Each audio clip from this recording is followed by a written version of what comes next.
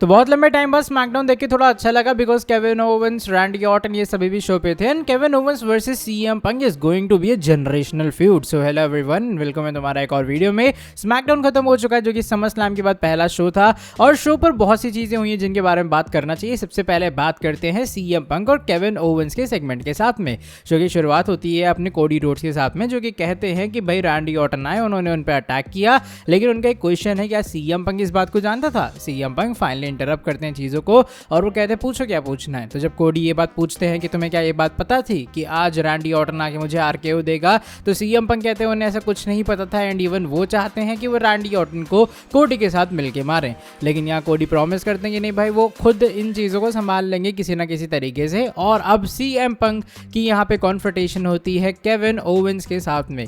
पहले इनिशियली ये दोनों आराम से भाई एकदम बहस करने में लगे होते हैं, लेकिन उसके बाद निक कहते हैं कि भैया लड़ना नहीं है यहाँ पे और ऊपर से माइक पे बात करनी है। तो उसके बाद ये लोग माइक पे एक प्रोमो चालू करते हैं जो कि भयंकर प्रोमो था। यहाँ केविन ओवेंस बात करते किस तरीके से पिछले 17 महीने से वो WWE से बाहर थे, उन्हें डॉक्टर्स ने मना कर दिया था वो compete नहीं कर सकते हैं, लेकिन केविन ओवेंस का करियर ही इस चीज़ के ऊपर बना है लोगों को गलत साबित करना। और केविन ओवेंस ने एक बार फिर से यही किया और आज वो वापस इस रिंग के अंदर खड़े हैं। केविन ओवेंस कहते हैं किस तरीके से ये उनकी चॉइस नहीं थी कि उन्हें WWE छोड़ के जाना पड़ा, ये उन्हें मजबूरी में जाना पड़ा, उनसे ज़बरदस्ती करवाया गया कि भाई हेल्थ ठीक नहीं है इसलिए केविन ओवेंस को यहाँ से जाना पड़ेगा।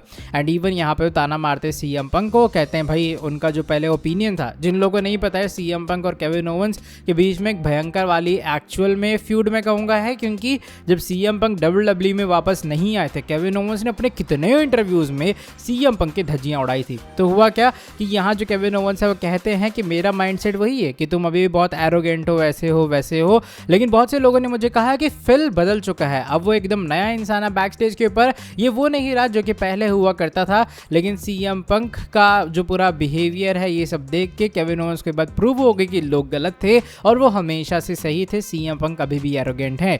यहाँ पे अपने जो केविन है ये बात भी पॉइंट आउट करते हैं कि इस तरीके से पंक अपने आप को बेस्ट इन द वर्ल्ड कहते हैं एक सेल्फ प्रोक्लेमेशन के साथ में, जबकि ऐसा कुछ भी नहीं है।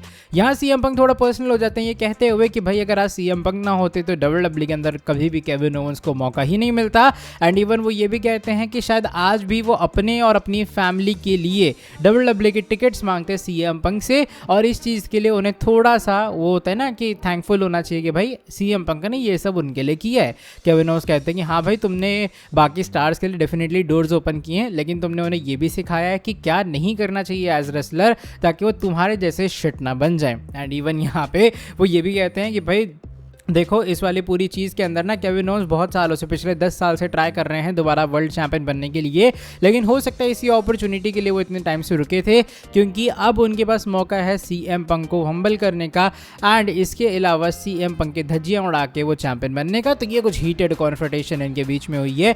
इसके अलावा सैमी ज़ेन केविन ओवेंस के बीच में बैक स्टेज सेगमेंट हुआ जहाँ सैमी ज़ेन कहते हैं वो काफ़ी खुश हैं केविन ओवेंस के वापस आने से, नंबर 1 कंटेंडर बनने से, लेकिन किसी तरीके से केविन ओवेंस की रिटर्न ने उन्हें इम्पैक्ट किया है। और इवन केविन ओवेंस पहले ऑफर कहते मतलब हेल्प ऑफर करते केविन ओवेंस को कि क्या भाई मैं तुम्हारी मदद करूं सीएम पंक के खिलाफ मैच में, तो कहते नहीं भाई मुझे ऐसा कुछ नहीं चाहिए। लेकिन इसके बावजूद भी यहाँ पे केविन ओवेंस को ये बात क्लियर करते हैं सैमी ज़ेन कि भाई अगर केविन ओवेंस भी अनडिस्प्यूटेड टाइटल के पीछे हैं तो ये ना समझें कि सैमी ज़ेन नहीं आएंगे।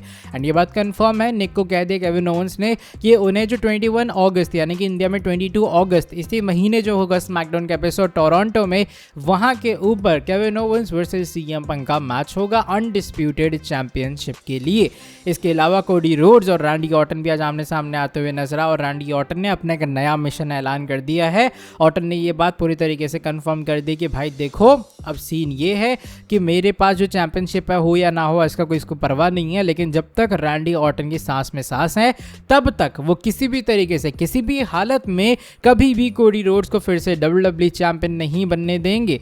तो बस ये कुछ बातें थी और रैंडी ऑर्टन ने कहा कि भाई बहुत महीनों से लोग उनका बेस्ट वर्जन मांग रहे हैं, ऐसा है वैसा है, लेकिन अब जो बेस्ट वर्जन है उनका ये वाला है। एंड ऊपर से यहाँ पे उन्होंने अपने आप को कहते हैं ना एकदम भयंकर वाले तरीके से इम्पैक्टफुल एक हील सुपरस्टार के तरीके से दिखाया। तो ये कुछ अभी फिलहाल था। एंड इसके अलावा तुम्हें बताऊं कि WWE ने वालों ने ना जो कोडी रोड्स और रैंडी ऑर्टन का ये जो पूरा फ्यूड है उसमें कोडी रोड्स ने भी ताना मारा ऑर्टन को उनके लेजेंड किलर की गिमिक को लेकर कि तुम लेजेंड किलर हो, लेकिन जब तुम लास्ट टाइम यहाँ से गए थे किसने तुम्हें मारा था, क्योंकि वो तो एक्चुअल में कोडी रोड्स थे। तो बस ये कुछ हुआ स्मैकडाउन में। बाकी मेन इवेंट के अंदर एलेक्सा ब्लिस वापस आ गई, उन्होंने शार्लेट की मदद की जेड को हराने में, और टैटूम प्लेक्सी जो कि एक्चुअल में एक NXT स्टार है वो शायद अब एज लिली डॉल आगे रोल प्ले करेंगी पूरी कहानी में। तो अभी फिलहाल के लिए ये कुछ स्मैकडाउन था। ओवरऑल रेट करना चाहूँ तो मैं 7.5 दूंगा आज के स्मैकडाउन को। इसके अलावा तो कुछ ज़्यादा खास करने के लिए बात है नहीं। बाकी तुम्हें कैसा लगा और शो तुमने देखा तो बताना कि तुम लोग एक्साइटेड हो Kevin Owens versus CM punk and in सभी फ्यूड्स के लिए। चलो by the way that is it for today video पसंद आई है तो वीडियो को नीचे लाइक कर देना, चैनल को सब्सक्राइब और बेल नोटिफिकेशन को कर देना ऑन। तुमसे मिलूंगा आके नेक्स्ट वीडियो के अंदर, तब तक के लिए till then bye bye, take care.